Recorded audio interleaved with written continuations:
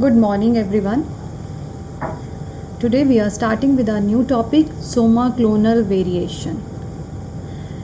This topic is of your biotechnology, plant biotechnology, and today we are starting with this introduction and types.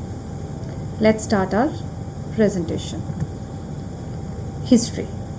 In 1970, Kelly clone word was given by Skinwin and Janis, and in 1980 Shepard et al. Gave the term protoclone. In 1981 the term soma clone given by Larkin and Scowcroft. This is the important name and the year to be remembered, 1981 by Larkin and Scowcroft. In 1982 this was found that variation may be transmitted to subsequent generation. तो generation अगले generation to generation changes जो हैं वो shift हो सकती हैं. Somaclonal is variation among the tissues and plants drive from in vitro somatic cell culture and variant plants recovered from any form of cell culture variation arising in cell culture reason. And the progeny variations arises whether from pre-existing or by variation induced during cell culture. अगर आपको इसमें से नहीं समझ आया तो simple form में मैं आपको अगली स्लाइड के साथ एक्सप्लेन करती हूँ. इसमें मैं आपको ये बता रही हूँ जो सोमा क्लोन वेरिएशन है ये in vitro somatic cell culture के अंदर आती है. कोई भी वेरिएशन आए उसको हम सोमा क्लोन बोलेंगे जिसके कारण चेंजेस आ जाएंगी फाइनल प्रोडक्ट में.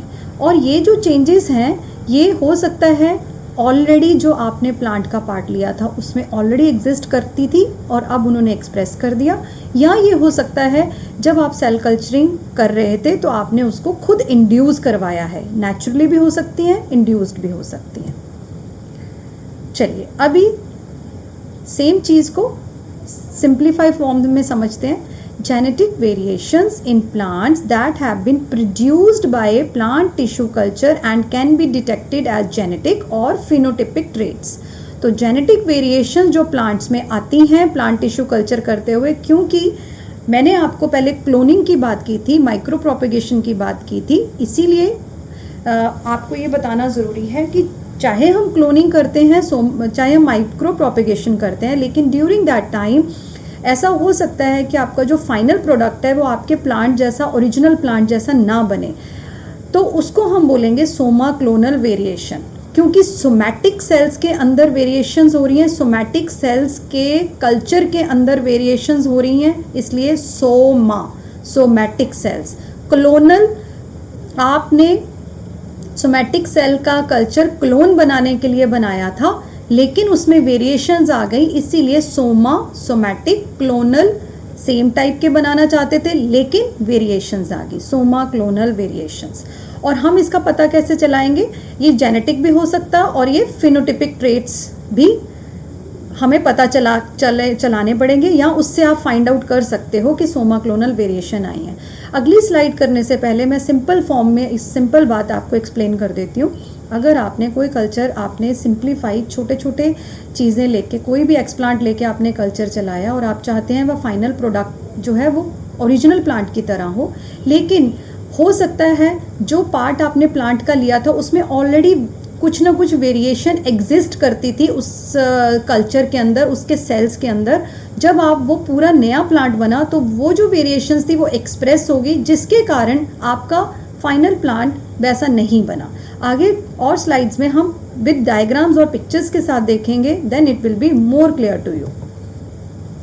ये है एक पिक्चर, सिंप्लीफाई आपको सब एक्सप्लेन कर रही है जो मेरा आज का टॉपिक है और जो आपको याद करना है. अब आप स्ट्रॉबेरी के कल्चर्स को देख रहे हैं और यहाँ पे आपने बहुत सारे ABCD बहुत सारी आपको पिक्चर्स दिखाई गई हैं. ये डिफरेंट कल्चर्स चलाए गए हैं और ये कल्चर्स कैसे चलाए गए हैं, वेरिएशंस की गई हैं न्यूट्रिएंट्स के अंदर जो आपने मीडिया बनाया और या फिर नेचुरली, दोनों चीज़ों के अंदर. लेकिन फाइनल प्रोडक्ट आप देखिए अलग है, स्ट्रॉबेरीज के कलर भी अलग है, शेप भी अलग है, साइज भी अलग है.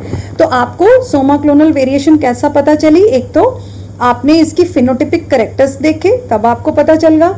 अगर आप और कंफर्म करना चाहते हो तो आप इसकी जीनोटिपिक स्टडी करेंगे, इसकी जेनेटिक स्टडी करेंगे तो आपको पता चल जाएगा कि इसके अंदर वेरिएशंस हैं। इवन लीव्स के अंदर भी आप देख सकते हैं, लीव्स के साइज, कलर और इसकी कैसी फॉर्मेशन है उसके अंदर भी वेरिएशंस हैं। और यहाँ पे आप देखिए द मोस्ट डिफरेंट जो आपको इसके अंदर दिख रही हैं लीव्स के अंदर, यहाँ पे लीव्स बिल्कुल ट्राई शेप्स की दिख रही हैं और यहाँ पे बिल्कुल पतली हो चुकी हैं। तो ये वेरिएशन जो हैं these all are somaclonal variations. Diagram से चीज़ें समझनी आसान होती हैं, इसीलिए मैंने ये डायग्राम डाला है, लेकिन इसको थोड़ा सा मैंने इसको बड़ा करने की कोशिश की तो ये ब्लर्ड हो गया, which I just notice now. So just ignore it और आप नेट से पढ़ सकते हो अगर आपको इसमें नहीं समझ में आ रहा। मैं आपको इसमें एक्सप्लेन कर रही हूँ। ये आपने कैलस कल्चर चलाया, कैलस कल्चर में उसके बाद आपने ऑर्गेनोजेनेसिस करवाया। ऑर्गेनोजेनेसिस की वजह से क्या हुआ, ये नया प्लांट बन गया। ये नए प्लांट जो हैं ऑर्गेनोजेनेसिस की वजह से नए प्लांट्स बन गए। लेकिन जब आपने इन प्लांट्स की हार्डनिंग करवाई, हार्डनिंग करवाने के बाद अगर आप देखेंगे तो आपको दिखेगा कि ये प्लांट्स डिफरेंट टाइप के आपको दिख रहे हैं। इसकी लीव्स आपको डार्क दिख रही हैं, इसकी लाइट दिख रही हैं, इसकी थोड़ी अगर आपको धुंधला भी नज़र आ रहा है तो भी आप देख सकते हो कि आपको इसमें लीव्स के अंदर डिफरेंट शेप्स दिखाई दे रही हैं। और ये लीव्स थोड़ी लंबी सी हैं और ये लीव्स थोड़ी कोनिकल सी हैं आगे से, और यहाँ पे शेप में चेंज है। तो इस तरह से ये जो प्लांट था, ये प्लांट इसको हम बोलेंगे somaclonal variations. These all are somaclonal variations because they are different from the original plant. और एक ही प्लांट से आपने ये ग्रो करवाई हैं, लेकिन फिर भी फाइनल प्रोडक्ट में अलग अलग हो रहा है। ये क्यों हो रहा है? ये इसलिए हो रहा है क्योंकि आपने जब यहाँ कैलस कल्चर लिया और उसके बाद उसको सेपरेट किया, तो हो सकता है कैलस का वो वाला पार्ट, कैलस के 4 पार्ट्स या अलग अलग पार्ट्स इस कल्चर में आ गए, और या फिर आपका जो न्यूट्रिएंट मीडिया था उसने उन सेल कल्चर जो आपने अलग अलग डाले थे उनको अलग तरह से ग्रो करवाया। तो इस वजह से ये वेरिएशंस आ गई। बेसिक फीचर्स की बात करते हैं। अब आपने बेसिक समझ लिया, अब हम थोड़ा सा टेक्निकल बात करेंगे। वेरिएशंस क्या हो सकती हैं? वेरिएशंस फॉर कैरियोटाइप, आइसोजाइम कैरेक्टरिस्टिक्स और मॉर्फोलॉजी। ये आप ऑब्जर्व कर सकते हो जब आपका फाइनल प्लांट बन जाता है। सोमा क्लोनल आप देख सकते हो। और ये वेरिएशंस किस किस तरह की हो सकती हैं? ये हो सकती हैं कैलीक्लोन, क्लोन ऑफ कैलस की वजह से, mericlone, clone of meristem आपने बनाया, उससे आपने प्लांट ग्रो करवाए, या प्रोटोक्लोन, आपने प्रोटोप्लास्ट का कल्चर चलाया, जो हम टॉपिक बाद में डिस्कस करेंगे सेक्शन सी में। प्रोटोक्लोन का कल्चर चलाया तब भी वेरिएशंस हो सकती हैं। तो आपको याद रखना है कैलीक्लोन, मैरीक्लोन, प्रोटोक्लोन, इन सबके कल्चर्स आपने चलाए प्लांट बनाने के लिए, लेकिन इसमें variations I, and that can be Soma clonal variations. Generally it is heritable mutation and persist in plant population even after plantation। तो अगली जनरेशन में भी इसके शिफ्ट होने के या ट्रांसमिट होने के पूरे चांसेस रहते हैं। Very nice diagram and explaining all this topic in one diagram if you will see carefully। Soma clonal variation, इसमें टोरेंशिया फ्लावर का एक एग्जाम्पल लिया गया है। इसमें क्या हुआ है, टोरेंशिया फ्लावर अगर आप देखें तो ए से लेके ई तक जैसे ये दिखा रहा है कि आपको पर्पल कलर के फ्लावर्स मिल रहे हैं, और किसके ऊपर, मीडिया का नाम दिया गया है M3 मीडिया आफ्टर 10 वीक्स के कल्चर, 8 to 10 वीक्स के कल्चर के बाद। बी और C Torenia flower in vitro MS and M1 media after 8 weeks. ठीक है, बी और सी ये दिखा रहे हैं। उसके बाद जो डी है, flower Torenia in vitro M2 after 10 weeks, means culture का डिफरेंस है। अगर आप मीडिया का, कल्चर मीन्स मीडिया का डिफरेंस है, इनमें मीडिया अलग अलग डाला गया है। और उसके बाद अगर आप देखें तो आपको दिख जाएगा कि फ्लावर्स के कलर्स में डिफरेंस आपको नजर आ रहा है, ये नजर आ रहा है आपको, और डिफरेंट तरह की शेप्स भी नजर आ रही हैं लीव्स की, तो यहाँ पे आपको पता चल जाएगा कि ये आपका सोमा क्लोनल वेरिएशन है, क्योंकि ओरिजिनल से डिफरेंट तरह के फ्लावर्स मिल रहे हैं। अब ये वेरिएशन आप मुझसे पूछ सकते हो कि हम चाहते हैं या नहीं चाहते हैं। हम वेरिएशंस चाहते हैं नहीं चाहते हैं, ये हमारे टॉपिक के बाद हम डिस्कस करेंगे, लेकिन अभी मैं आपको ये बताना चाहती हूँ, हाँ हम सोमा क्लोनल वेरिएशन अपनी मर्जी से भी करवाते हैं और ये कई बार अनवांटेड भी हो सकती हैं। अगर हम चाहते हैं आपका हमारा ओरिजिनल की तरह हो, फिर वेरिएशन आ गए, वो अनवांटेड मानी जाएंगी। अगर मैं ये चाहती हूँ कि मैं पर्पल कलर की जगह व्हाइट कलर के फ्लावर खुद बनाना चाहती हूँ और इसलिए मैं मीडिया चेंज कर रही हूँ, फिर ये वांटेड हो जाती हैं। चलिए, मैकेनिज्म क्या रहेगा सोमा क्लोनल वेरिएशन का? These can be genetic. अगर ये जेनेटिक है, these will be heritable variations. तो ये क्या है जेनेटिक का मतलब? वेरिएशंस ऑलरेडी एग्जिस्टिंग, वेरिएशन का जो सोर्स है, वेरिएशन का जो कारण है, वो सोमैटिक सेल्स में ऑलरेडी पड़ा हुआ था।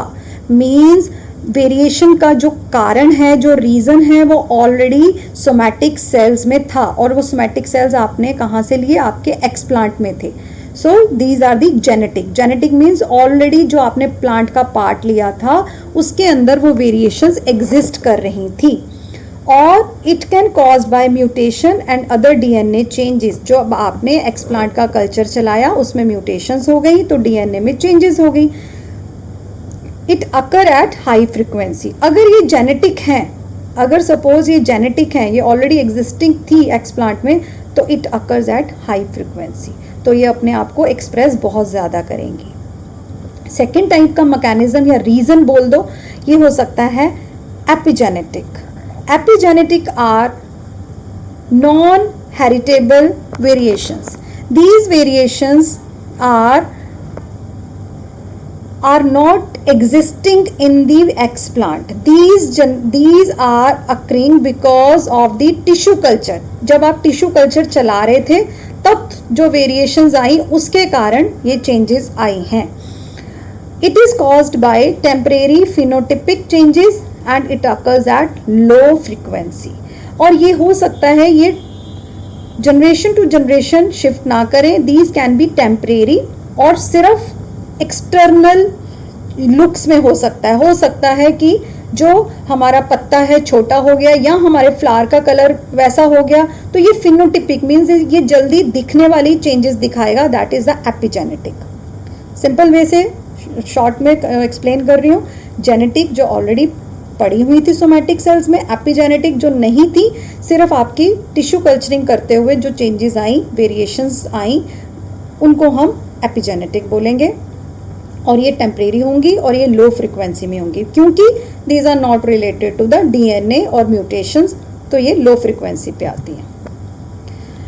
ये एक सेम चीज़ एक्सप्लेन करते हुए डायग्राम है, अच्छा है आपके समझने के लिए, पॉइंट सेम है, लेकिन डायग्राम में दिखाया गया है कि कैसे डीएनए, ये डीएनए है, म्यूटाजेनेसिस हुआ, कैरेक्टरिस्टिक्स चेंज हो गए। कैरेक्टरिस्टिक्स चेंज होने की वजह से आपने जब प्रोपेगेशन किया, एक्सिलरी ब्रांच लिया आपने, एक्सिलरी ब्रांच से जब आपने प्रोपेगेशन किया तो ये जो कैरेक्टर्स थे यहाँ पे, ये यहाँ पे आ गए और ये आगे अपने आप को एक्सप्रेस करते गए। और अगर आपने सीड से किया तो सेम अपने आप को एक्सप्रेस करते गए, और यहाँ पे जो म्यूटाजेनेसिस चेंजेस यहाँ आई थी वो आगे नेक्स्ट जनरेशन में या आपके फाइनल प्लांट में या फाइनल फ्लावर में आपको दिखनी शुरू हो गई। एपिजेनेटिक वेरिएशंस जैसे स्ट्रेस की वजह से आई, स्ट्रेस जैसे कि पानी का, सॉल्ट का, किसी भी बायोटिक है, एबायोटिक स्ट्रेस कोई भी हो सकता है, बट एबायोटिक स्ट्रेस हम इसमें ज़्यादा मानते हैं, उसके कारण कैरेक्टरिस्टिक्स में कोई चेंजेस आ गई। आपने प्रोपेगेशन किया और ये चेंजेस इसके साथ चली गई।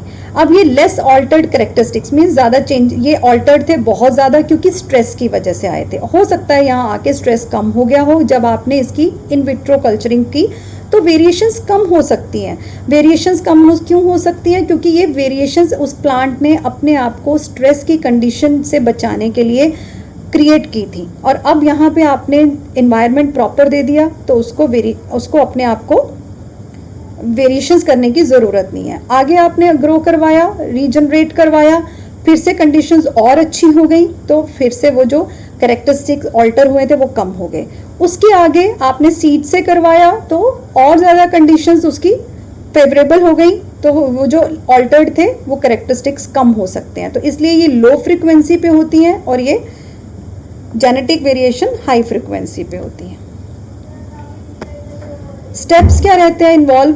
कैलस टिश्यू कल्चर, ऑर्गेनोजेनेसिस, इसी ये सब ऑल्टरनेट, ये आपस में रिलेटेड है। इसलिए कैलस ऑर्गेनोजेनेसिस हुआ, आपने नया प्लांट बनाया, नए प्लांट को हार्डनिंग करवाई, जैसे आप करवाते हैं हार्डनिंग और सेल्फिंग हुई, क्रॉस के थ्रू हो सकती है और सेल्फ पॉलिनेशन के थ्रू हो सकती है। नया प्लांट बना, सोमा क्लोनल वेरिएंट बन गया। यहाँ पे आपने ये कब नोटिस किया? जब वो हार्डनिंग के बाद ग्रो हुआ, या अगर आपके पत्ते ग्रो हो गए हैं तो आपको पत्तों से पता चल सकता है, फ्लावर है फ्लावर से पता चल सकता है। सोमा क्लोन वेरिएंट आया, आपने फिर से इसका कैलस टिश्यू कल्चर चलाया और उसके बाद जैसे जैसे आप इससे लेके कल्चर चलाते रहेंगे वेरिएशंस आती रहेंगी। वेरिएशंस फिर से रिपीट कर रही हूँ, अच्छी भी हो सकती हैं, बुरी भी हो सकती हैं। कॉजेज क्या क्या रहते हैं? जैसे कि इसकी अभी हमने बात की हेरिटेबल हो सकती है, नॉन हेरिटेबल हो सकते हैं, लेकिन यहाँ पे हम बात कर रहे हैं कॉजेज। क्या क्या कॉजेज रहते हैं?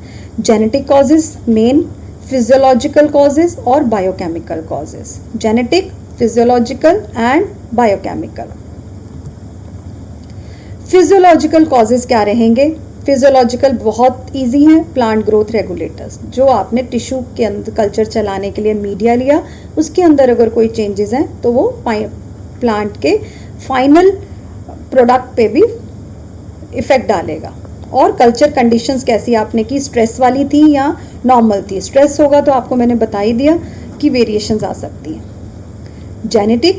जेनेटिक चेंजेस कैसी हो सकती हैं? जेनेटिक कॉजेज क्या हो सकते हैं? चेंज इन क्रोमोसोम नंबर हो सकता है, जब आपने प्लांट का जो पार्ट लिया है, एन है, डबल एन है, क्या है, उसमें चेंजेस आ सकती हैं। यूप्लॉइडी, क्रोमोसोम्स का सेट नंबर चेंज हो सकता है। एन्यूप्लॉइडी, चेंज इन ये भी change in parts of chromosome sets. Polyploidy, more than 2 chromosome sets में चेंजेस हो सकते हैं। मोनोप्लॉइडी, ऑर्गेनिज्म विद 1 क्रोमोसोम सेट के साथ हो सकता है। चेंज इन क्रोमोसोम स्ट्रक्चर हो सकता है, जो आपने कल्चर चलाया, जो आपने सोमैटिक सेल्स लिए हैं उसके क्रोमोसोम के स्ट्रक्चर के अंदर चेंजेस हो सकती हैं। Deletion, inversion, duplication, translocation. तो डिलीशन हो गया, डिलीट होने के कारण, इन सब 4 चेंजेस के कारण क्रोमोसोम में चेंज आएगा, जिसके कारण आपके प्लांट के सोमा क्लोनल वेरिएशन प्लांट आपका कॉज करेगा। Genetic causes, gene mutation, gene में ट्रांजिशन हो सकता है, ट्रांसवर्जन, इंसर्शन और डिलीशन। और प्लाज्मा जीन म्यूटेशन हो सकती है, ट्रांसपोसेबल एलिमेंट एक्टिवेशन हो सकता है, ट्रांसपोज आप पढ़ चुके हैं। तो ऐसी कोई भी चेंज अगर आपके जीन में आती है, एक्टिवेशन होती है या डिलीशन होती है, तो it will cause the Soma clonal variation. Further genetic causes में डीएनए सीक्वेंसेस में अगर कोई चेंज आ गया, चेंज इन डीएनए, फ्रैगमेंट का साइज चेंज हो गया, अगर रिस्ट्रिक्शन एंजाइम ने कहीं गलत कट मार दिया, या नॉर्मल जो आप पहले प्लांट चला रहे थे उसमें रिस्ट्रिक्शन एंजाइम एक्टिव नहीं था, लेकिन अगर जब आपने उसका कल्चर चलाया तो कोई रिस्ट्रिक्शन एंजाइम एक्टिव हो गया, जिसकी वजह से फ्रैगमेंट जो है वो कट हो गया, इसकी वजह से आपका सोमा क्लोनल वेरिएशन कॉज हो सकती है। प्रोटीन बैंड में कोई चेंज आ गया, या प्रोटीन के लेवल में, स्पेसिफिक प्रोटीन के लेवल में कोई चेंज आ गया। मिथलेशन ऑफ डीएनए, अगर methylation inactivates transcription process, that you know that कि मिथलेशन से इनएक्टिवेशन हो जाता है ट्रांसक्रिप्शन का। तो अगर मिथाइलेशन में कोई इफेक्ट आ गया और मिथाइलेशन की वजह से इनएक्टिवेशन या मोर एक्टिवेशन शुरू हो गया, तो इसकी वजह से भी सोमा क्लोनल वेरिएशंस होती हैं। बायोकेमिकल कॉजेज क्या रहेंगे? Biochemical, this is a third point, biochemical, lack of photosynthetic ability due to alteration in carbon metabolism. जो आपने मीडिया में कार्बन का सोर्स डाला है वो भी वेरिएशंस कॉज कर सकता है। बायोसिंथेसिस ऑफ स्टार्च, अगर उसकी पाथवे में कोई चेंज आ गया है, जो आपने कल्चर चलाया है उसमें स्टार्च की पाथवे में, स्टार्च के फॉर्मेशन के पाथवे में कोई चेंज आ गया है, तो भी हो सकता है। नाइट्रोजन आपने डाला है उसके अंदर, क्योंकि मैंने आपको मीडिया पढ़ा चुकी हूँ इसलिए नहीं बता रही हूँ सोर्सेज। नाइट्रोजन का सोर्स आपने चेंज कर दिया पहले और बाद में, तो भी चेंज आ सकता है। एंटीबायोटिक रेजिस्टेंस आप डालते हैं उसमें कल्चर में, ताकि आपके कल्चर के अंदर कोई और बैक्टीरियाज ग्रो ना करें, वो भी वेरिएशंस कॉज कर सकते हैं। अब वो वेरिएशंस कैसे कॉज कर सकते हैं? वो सोमैटिक सेल्स के जो अंदर पाथवे हो रहा है, जो अंदर प्रोसेसिंग हो रही है, बायोकेमिकल पाथवेज हो रहे हैं, उन सबको ऑल्टर कर सकते हैं, जिसकी वजह से वेरिएशंस आ सकती हैं। अब ये डिटेक्शन और ये मैं आपसे नेक्स्ट लेक्चर में डिस्कस करूंगी। Till now you just remember biochemical, genetic, physiological changes and two types of changes, and what is the importance, what is somoclonal variation importance I will discuss in next lecture.